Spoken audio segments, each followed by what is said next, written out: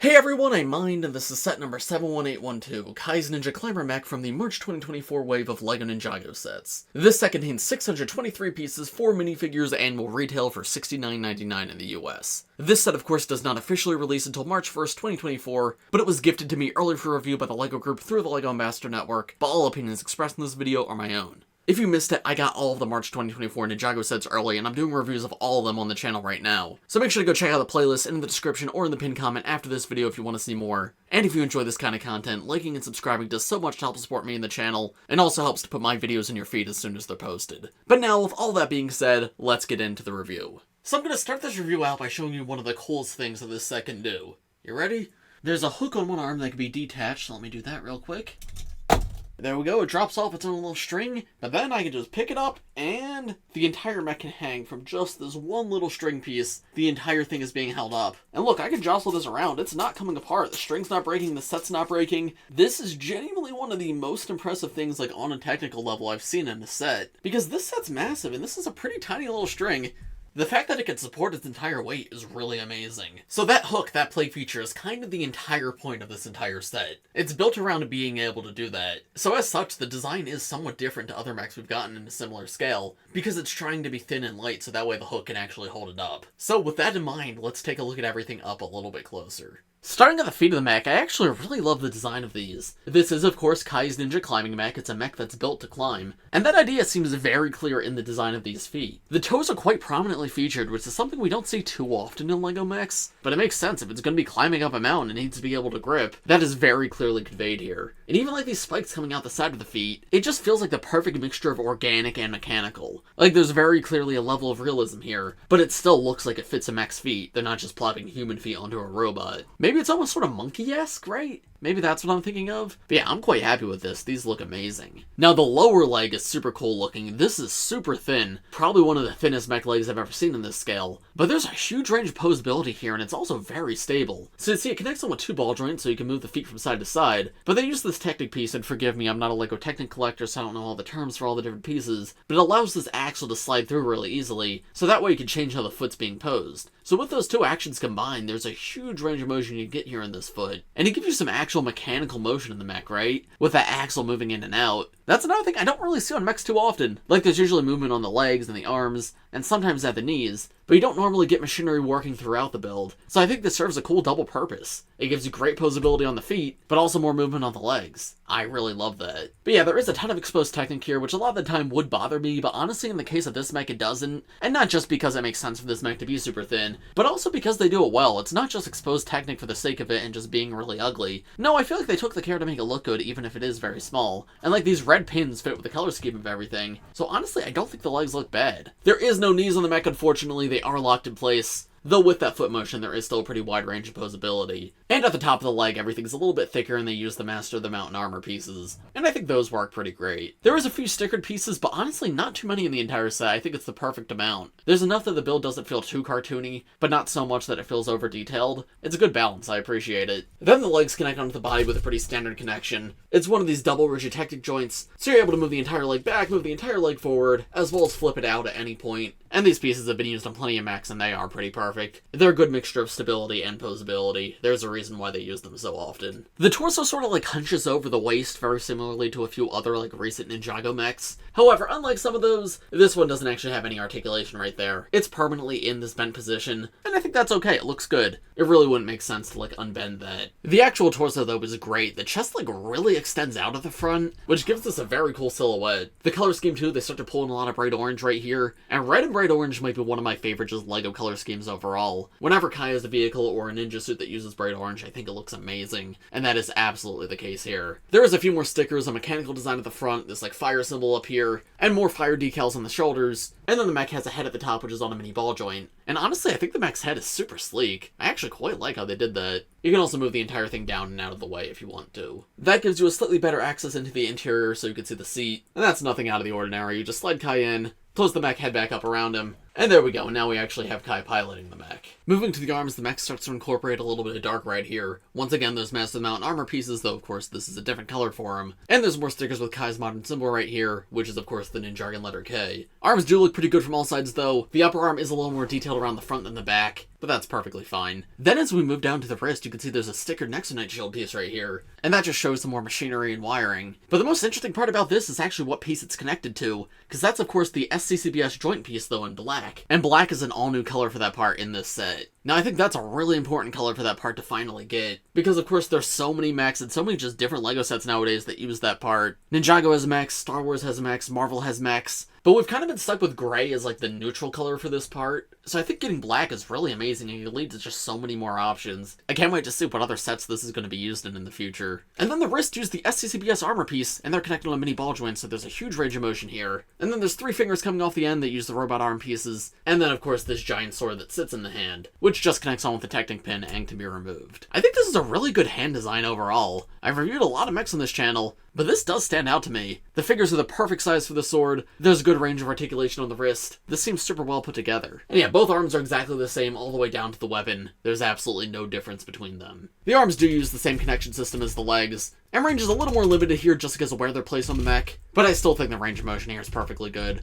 I like how the armor at the top wraps around the joint too. If you stick the arm out completely straight, it creates this really nice transition between the body and the arm. We'll take a close look at posability in a moment, but I think that's good. However, that's not it for arms, because of course this mech's actually a 4-armed mech, and I think that's the first one of those we've ever gotten. But yeah, there's 2 more arms at the top, and they hold these giant hook pieces. The upper arms interestingly connect around the back, and it is still a similar connection system to the other arms and the legs, but now they're just jutting out back here. But there's still lots of options for posing. Now these arms are much thinner just like the legs. I do like that they made them look nice from the back to kind of be like giant shoulder blades, but then the actual arms themselves are basically just a Technic part. Got a couple of bricks to transition into the hand and the hook, but yeah, that's very open and thin. But I want to make that clear, that's not a criticism. I think that's perfectly fine for a mech like this. Anyway, you can see those little hands up here that connect on a mini ball joint, and these are very different from the other ones because they're not like big and meant to hold a weapon. Rather, this is Kai's climbing mech. I think these are meant to be used for climbing, so these would be like what's grabbing onto the wall. Then there's also these all new hook pieces back here, which are a brand new part for this wave. You can see aesthetically they're somewhat reminiscent of the Seabound blade pieces, though obviously much bigger in a somewhat different shape. And there's 2 of these, one on each side. Now the one on this side doesn't really come off or anything. You can still suspend the entire mech by it if you wanted to. You can see it's just hanging off my thumb right here. It does have the capabilities, but it doesn't detach onto the string like the other one does. Because if we go up to the other upper arm, this one is very similar to the one we just looked at, but there's a little more bulk, a little more detail here. You've got like 2 arrows up here for detailing. The hand is basically the same and connects in the same way, which by the way, there is stickered pieces on these hands. Not sure if I pointed that out. But then yeah, the hook's in the center of this golden SCCBS armor piece. And that connects onto a Technic axle and can be detached. And once you do, it frees the string that connects onto the body right here, as you can see. And that brings us to what I showed you at the beginning of this video. Yeah, you can just pick this up and it hangs by it. And you can basically do whatever you want. Spin it around, have it dance along the floor. This is genuinely very impressive that this is so sturdy. I'm jostling it, trying to get it to break or something, but nope, that's just not happening. I can't believe they managed to do this with a mech of this scale.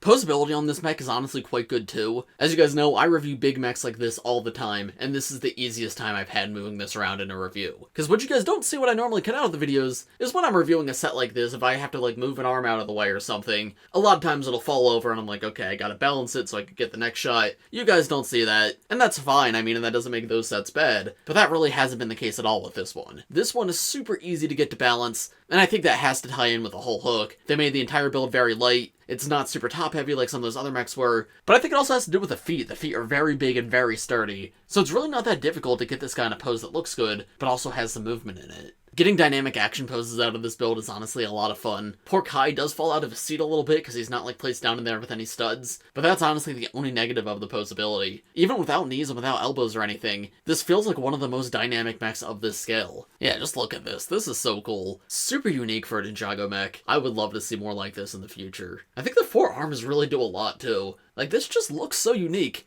You know, I was pretty against the idea of getting 2 Kai mechs in 3 months, and I will still say I do wish maybe one of them was for a different ninja, but I just can't not love this one. It looks awesome, it's fun to pose, it's technically impressive. Just a fantastic job all around. However, of course, that's not everything with this set. We still have the minifigures to look at. But real quick first, let me get out some of the previous Ninjago mechs, just so I can show you a size comparison of them, so you guys can get a sense of scale for this mech. So here's a quick comparison with some other recent mechs. I'm not going to get every mech out right now, these are just what I had right by me, but it gives you an idea of the sense of scale. So yes, the Climbing Mech is physically smaller than some recent ones, but I also don't think it feels too out of place with them, especially with the extra arms on its back. Somewhat makes up for that height. And you also gotta remember this one doesn't have knees, it has pre-bent knees, so it can't stand up completely straight like the other three. But yeah, if you're curious, there's your comparison.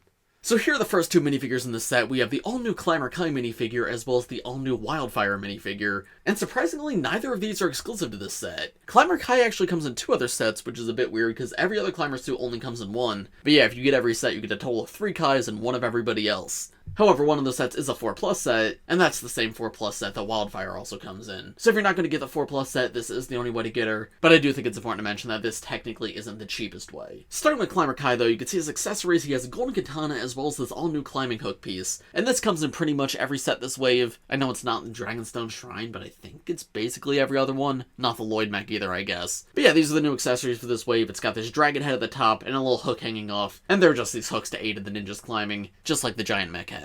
The ninja also have these all-new armor pieces, which are super detailed. Like, they genuinely look amazing. They're dual molded in 2 separate colors, gold and whatever the ninja's secondary color is. So in the case of Kai, it's dark red right here. But yeah, look how intricate that detailing is with those little golden dots. That's spectacular for an armor piece. I've never seen something like that in Ninjago. There's also still room around the back to hold an accessory, just like on the ZX armor or the Dragons Rising armor, and you can fit a total of 2 katanas back there. And then taking a look at this guy from the front, I honestly love the color choices. The bright orange just pops so much, it fits really well with the gold. And then of course he's got his climbing gear on, so he's got ropes and clips and hooks. But this is a super cool looking minifigure overall. It like really pops. Taking the armor piece off, there's a look at his back torso print. You can see the ropes continue back here, and he's also got his more modern symbol right there, the Ninjago letter K. And there's a full look at the torso around the front again. I love bright orange so much on Kai, it's just such a great color for him. And I think especially with the armor off, that pops so much. An all-around really great looking suit. But then Wyldfyre, wow, what an amazing new minifigure this is. This is an all-new suit for this wave, which I honestly wasn't expecting at all for Wyldfyre. I was kind of worried she wouldn't be coming in any sets at all this wave, because even though she is one of the new characters in Dragons Rising, she isn't one of the main ones. But no, somehow she got a new suit even though Eren and Sora didn't, even though Eren and Sora are like much more of a focus. And I have to say, this new suit looks spectacular. I really like how this one is like kind of a proper ninja suit. It's not exactly like it still feels very Wyldfyre to me, and she doesn't have like a ninja mask or anything, but I feel like this is a much better job to cement her as a part of the ninja team. And I cannot wait to see like what's next for her character, how this is going to come up in the show. But yeah, you can see she still keeps her original color scheme very much. Dark red is her main color with like the sand green trim.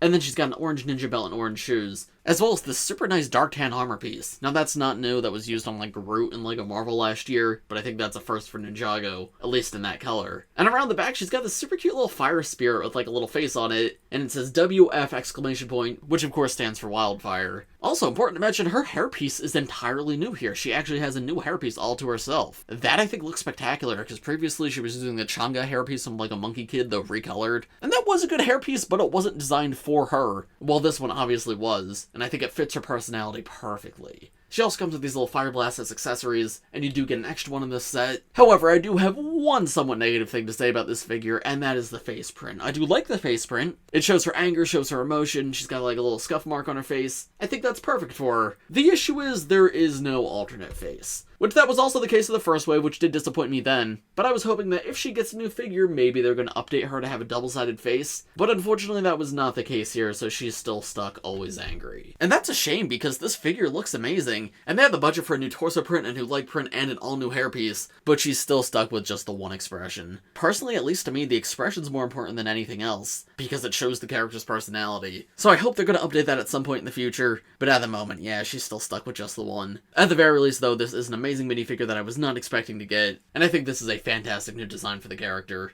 It just fits her perfectly.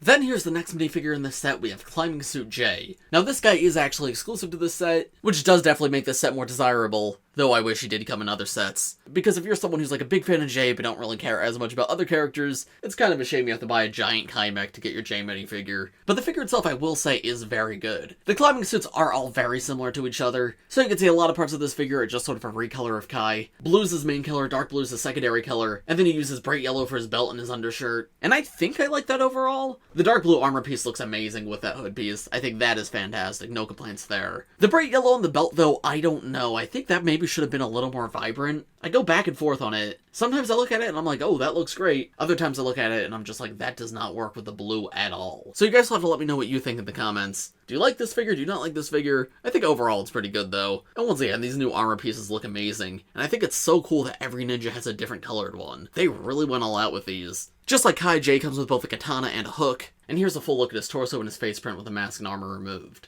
There's the back torso print, just like Kai, he has his newer symbol back there. And then he also has the dragon power eyes on the alternate side of his head. So there's how that side of the face looks with the hood and armor on. I don't think this is my favorite of the climbing suits, but certainly still good. And I am happy he's in this set, I just wish he was in more sets too. And then the final minifigure in this set is Jordana. Now, unfortunately, she's the only villain in the entire set. I would have liked maybe one or two Wolf Mask Warriors as well. They are just generic villains, but I feel like it would have upped the value of the set a little bit more. But yeah, Jordana is, of course, one of the new generals for Dragons Rising Season 2, and she's a character from the first season, though this wave and the January wave were the first time she's getting an actual minifigure. Now, of course, this minifigure is a little bit different than the other ones, because she comes with, like, these giant wings out the back to be like a little flyer, and these look really cool. They use magenta and dark blue as well as black, which are the colors of the Wolf Mask Shadow Dojo, and she's got these really cool like blade weapons on the side, which just connect on clips so you can remove them and use them as weapons if you wanted to. But then she also has a really cool weapon in her hand, this all-new sword piece. Now this does come in quite a few sets this wave, but not like a ton of them. I think you probably get a total of 4 or 5 between all the sets. But yeah, it's this all-new dual-molded blade for the enemies, and it's gunmetal gray dual-molded with transparent red. And that really does look so cool. You can see the sword itself is like dented and worn too. It makes it feel more realistic and not just like a toy. And even the bottom of the hilt's trans red. That has to be one of the coolest accessories Ninjago has done, and I'm so happy to see it in so many sets.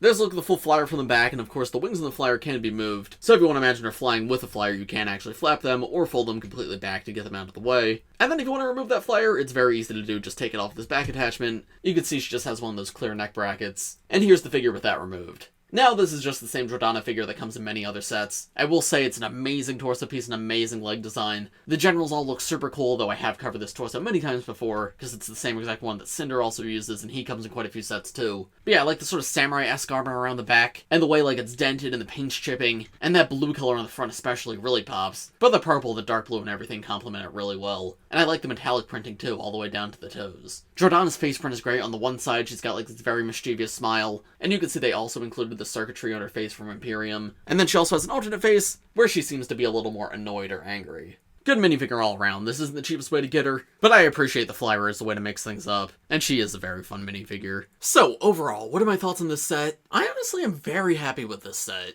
I think it's fun to play with, it's great for display, and it is so technically impressive the way it's able to hang from that hook like that. Now, one thing I haven't touched on yet is the price, and I will say the price on this one isn't the best. 70 definitely feels high, 60 probably would have been good, but I say 60's good, and then I look at it right next to the Zane Titan mech, and that was 60, and I'm like, I don't know. The J and Lloyd mechs that I compared it to were both 80, right? Or was the Lloyd mech 70? I don't remember.